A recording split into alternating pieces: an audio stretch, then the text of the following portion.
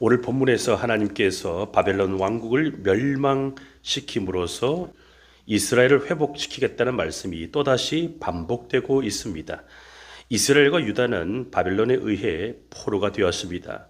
33절을 보시면 만군의 여호와께서 이와 같이 말씀하시니라. 이스라엘 자손과 유다 자손이 함께 학대를 받는도다.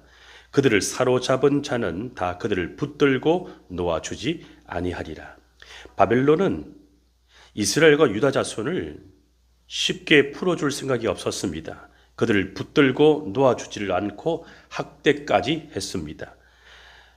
마찬가지로 우리 안에 있는 작은 바벨론, 내가 주인 되어 하나님 행세를 하고 싶은 욕망이 나를 붙잡게 되고 나를 놓아주지를 않습니다. 그리고 타인을 붙잡고 타인을 놓아주지를 않습니다. 인간 안에는 하나님처럼 되고 싶은 그런 욕망이 있어서 항상 통제하고 싶어 하죠. 이것이 죄입니다. 죄는 사람을 붙잡고 쉽게 놓아주지를 않습니다. 개인에게 있는 죄가 집단을 이루면 불의한 구조를 만들게 됩니다. 불의한 구조는 더더욱 약자를 쉽게 풀어주지를 않습니다. 죄악의 시스템에 갇히면 꼼짝도 못합니다. 그래서 하나님의 개입이 필요합니다. 모든 인간은 자유를 갈망하지만 실제로 인간의 삶과 실존은 늘 붙잡혀 있습니다. 직장에서는 나보다 힘이 있는 윗사람에게 붙잡혀 있고, 혹은 반대로 아랫사람이 직장을 떠날까봐 바른 소리도 못하고 아랫사람에게 붙잡혀 있을 때도 있습니다. 어떤 사람은 물질에 붙잡혀 있고 어떤 사람은 상처에 붙잡혀 있습니다. 지금 이스라엘과 유다 자손은 바벨론의 포로 상태에서 바벨론의 손에 붙잡혀 있습니다. 그리고 학대까지 받고 있습니다. 그들을 사로잡은 바벨론은 매우 강했습니다. 인간적인 눈으로 볼 때 탈출은 불가능해 보였습니다. 그러나 34절은 반전을 선포합니다. 불의한 구조에 사로잡혀 꼼짝도 못하고 억압과 고통을 당하는 이스라엘과 유다 자손을 하나님 풀어주시기 위해서 개입하십니다. 34절을 같이 한번 읽어볼까요? 시작. 그들의 구원자는 강하니 그의 이름은 만군의 여호와라. 반드시 그들 때문에 싸우시리니 그 땅에 평안함을 주고 바벨론 주민은 불안하게 하리라. 이스라엘과 유다 자손은 바벨론의 손에 억압과 고통을 당합니다. 그들은 스스로를 풀어낼 힘이 없습니다. 그래서 하나님은 그들의 구원자로 등장하십니다. 구원자 되신 하나님이 그들 때문에 바벨론과 싸우시겠다고 말씀하십니다. 이때 하나님이 그들을 대신하여 싸워 주실 때 그 땅에 평안을 줄 것이라고 약속하십니다. 이처럼 하나님이 개입하셔야 전쟁이 끝나고 속박이 끝납니다. 전쟁과 속박이 끝나야 평안이 있고 불안이 없습니다. 그러므로 성도는 억압과 고통을 당할 때 하나님의 도우심을 바라며 낙심하지 말아야 합니다. 하나님이 나를 위해 싸우시도록 하나님의 마음을 계속 흔들어야 합니다. 그게 기도입니다. 저와 여러분은 고난 중에 나 스스로를 구하려고 고군분투합니까? 아니면 나를 위해 싸우시는 구원자 되시는 하나님을 신뢰합니까? 이어지는 35절부터 40절의 내용은 교만한 바벨론을 향한 심판의 말씀입니다. 바벨론은 자신들의 지혜와 군사력과 우상을 의지했습니다. 특히 바벨론은 우상의 땅이었습니다. 하지만 하나님이 바벨론의 고관과 지혜자들, 군대와 보물, 그들이 자랑하던 모든 것을 심판의 칼로 치겠다고 말씀하십니다. 35절로 37절을 제가 읽겠습니다. 여호와의 말씀이니라. 칼이 갈대아인의 위에와 바벨론 주민의 위에와 그 고관들과 지혜로운 자의 위에 떨어지리라. 칼이 자랑하는 자의 위에 떨어지리니 그들이 어리석게 될 것이며, 칼이 용사의 위에 떨어지리니 그들이 놀랄 것이며, 칼이 그들의 말들과 병거들과 그들 중에 있는 여러 민족의 위에 떨어지리니 그들이 여인들같이 될 것이며, 칼이 보물 위에 떨어지리니 그것이 약탈되리라. 여기서 반복해서 나오는 단어가 무엇입니까? 칼입니다. 칼은 바벨론이 붙잡고 있던 힘을 붕괴시키기 위해 하나님이 개입한 심판을 상징합니다. 바벨론은 지혜가 있었고 군대가 있었고 자원이 있었고 종교적인 확신까지 있었습니다. 그러나 그들에게 여호와 하나님은 없었습니다. 하나님 없이 다른 것들이 있어 본들 아무 소용이 없습니다. 하나님이 칼을 빼실 때 지혜로운 자들은 어리석게 되고 용사들은 겁에 질리고 보물은 약탈당합니다. 그리고 그 땅에 가뭄이 내려서 황무지로 변하게 될 것이라고 말씀하십니다.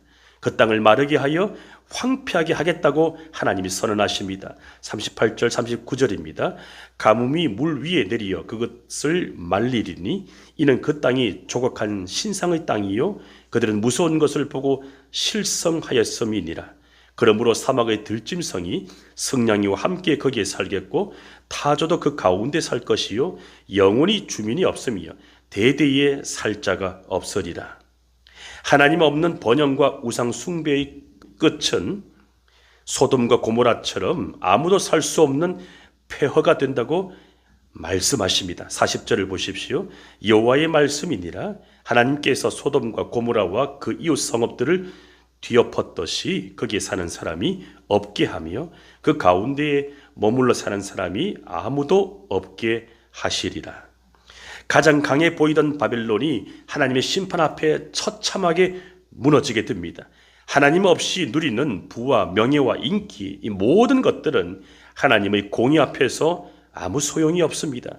따라서 성도는 세상의 힘과 성공을 기준으로 삼지 말고 변하지 않는 하나님의 말씀을 삶의 기준으로 삼아야 합니다. 하나님은 북방의 한 민족을 일으켜서 바벨론을 치게 하실 것이라고 말씀하십니다. 북방에서 한 민족 메데 바사가 일어나서 잔인한 기세로 바벨론을 엄습합니다. 그때 바벨론은 손이 약해지고 해산하는 여인처럼 고통에 사로잡힐 것입니다. 그리고 바벨론 왕은 그 소식을 듣고 손이 풀리고 고통에 빠집니다. 하나님이 바벨론을 쳐서 그들의 땅을 황무지로 만들고 그들이 함락되는 소리가 땅이 진동할 만큼 모든 나라에 온 세계에 퍼지게 될 것이라고 말씀하십니다. 46절입니다. 바벨론이 약탈당하는 소리에 땅이 진동하며 그 부르짖음이 나라들 가운데에 들리리라 하시도다. 이렇게 함으로 인하여 하나님의 계획이 정확하게 성취됩니다. 성도는 두려운 현실 속에서도 하나님의 주권을 인정하며 그 뜻 안에 거하는 삶을 살아야 합니다. 저와 여러분은 흔들리는 이 세상 속에 살면서 하나님의 주권과 뜻을 믿고 따르고 있습니까? 오늘 본문의 핵심은 34절입니다. 같이 읽어보겠습니다. 시작. 그들의 구원자는 강하니 그의 이름은 만군의 여호와라. 반드시 그들 때문에 싸우시리니 하나님이 개입하실 때 놀라운 역전이 일어납니다. 포로였던 자에게는 평안하게 되고 포로들을 붙잡았던 힘 있는 강자에게는 불안하게 된다고 말씀하십니다. 여기서 우리는 은혜가 무엇인지를 깨닫게 됩니다. 은혜가 무엇일까요? 역전입니다. 하나님의 개입을 통하여 역전되는 드라마가 은혜입니다. 불안한 자리에 평안이 오고 포로된 자리에 자유가 오는 것이 은혜이고 하나님의 개입입니다. 지금 저와 여러분은 누구에게 붙잡혀 있습니까? 무엇에 붙잡혀 있습니까? 그 붙잡힘에서 노임을 받고 싶은데 계속 붙들려 있습니까? 내가 붙잡힘에서 벗어나기 위해 힘을 기르고 안간힘을 쓸 필요가 없습니다. 굳이 억지로 버틸 필요도 없습니다. 자유와 해방은 내 힘으로 얻을 수 있는 것이 아닙니다. 하나님이 개입하셔야 합니다. 하나님의 손이 바벨론의 손보다 더 강하십니다. 우리는 돈을 많이 벌고 돈이 많으면 돈에 시달리지 않고 돈에서 자유할 수 있다고 생각합니다. 과연 그럴까요? 과연 돈이 많으면 자유로워질 수 있을까요? 내가 학벌이 부족하고 스펙이 부족해서 내가 속한 조직에서 갑질을 당하고 힘에 눌린다고 생각합니다. 과연 그럴까요? 과연 힘이 있으면 조직에서 자유로워질까요? 또 우리는 지금보다 더 젊으면, 더 건강하면 주님을 위해 더 봉사할 수 있다고 생각합니다. 과연 그럴까요? 나이가 많고 몸이 아프고 병들면 주님을 위해 아무것도 할 수가 없을까요? 그 외에도 오늘날 성도들은 죄책감이 묶여있고 율법에 묶여있고 판단에 붙들려 있습니다. 죄책감에서 자유하기를 원하십니까? 율법에서 자유하기를 원하십니까? 제발 판단하지도 않고 판단받고 싶지도 않습니까? 판단해서 자유하기를 원하십니까? 무인도에 가서 혼자 살게 되면 과연 죄책감과 율법과 판단에서 자유로워질까요? 혼자 살면 자유로울까요? 아닙니다. 하나님이 개입하셔야 모든 구속으로부터 자유로워집니다. 바벨론의 포로로 붙잡힌 이스라엘과 유다의 자손이 자기들의 힘으로 바벨론의 구속에서 벗어날 수 없었을 때 하나님이 구원자로 개입하십니다. 하나님이 개입하셔서 그들 위해 싸우심으로 말미암아 그들에게 자유와 해방을 주셨습니다. 그때 그들은 평안하게 되었고 그들을 학대하고 괴롭힌 바벨론은 불안하게 될 것이라고 말씀하십니다. 이스라엘과 유다 자손이 하나님의 개입으로 바벨론의 구속에서 벗어나는 자유를 누리게 되자 그들은 점점 하나님께 붙들린 자들이 되었습니다. 하나님의 언약을 비로소 붙들게 되었습니다. 바벨론에서 해방된 자들이 가장 먼저 한 일은 하나님과 연합하여 하나님께 영원히 붙들리기를 자청하는 것이었습니다. 예레미야 50장 4절로 5절을 읽어드리겠습니다. 여호와의 말씀이니라. 그날 그때에 이스라엘 자손이 돌아오며 유다 자손도 함께 돌아오되 그들이 울면서 그 길을 가며 그의 하나님 여호와께 구할 것이며 그들이 그 얼굴을 시온으로 향하여 그 길을 물으며 말하기를 너희는 오라 잊을 수 없는 영원한 언약으로 여호와와 연합하라 하리라. 여호와와 연합하라 이 표현은 하나님께 강하게 결속됨을 뜻합니다. 결국 이스라엘과 유다가 바벨론의 압제에서 풀려나는 목적은 하나님께 붙들리기 위함입니다. 우리도 마찬가지입니다. 하나님이 나에게 구원을 주시고 나에게 은혜를 베푸시고 나에게 직분을 주신 것은 더 이상 죄와 세상에 붙잡히지 않고 오직 하나님께 붙들려 살아가라고 이끄신 것입니다. 죄와 세상에 붙잡혀서 살아가지 아니하고 하나님께 붙들려서 살아갈 수 있기를 주의 이름으로 축원합니다. 하나님, 바벨론의 포로가 된 이스라엘과 유다 자손들처럼 우리도 죄와 세상에 붙잡혀 있을 때가 많고 율법에 붙잡혀 있을 때가 많고 돈과 물질에 또 사람에게 붙잡혀 있을 때가 많습니다.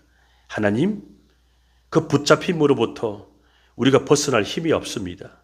아무리 발부동을 쳐도 그 속박으로부터 벗어나지 못하고 계속해서 자유를 누리지 못하며 또 그 죄와 세상으로부터 오히려 학대를 받으며 고통 가운데 있을 때가 많습니다. 하나님이 개입하셔서 바벨론에 붙잡혀 있던 이스라엘과 유다 자손을 풀어주신 것처럼 우리도 모든 붙잡힘으로부터 벗어날 수 있도록 풀림을 경험하도록 우리에게 구원자로 다가와 주시옵소서.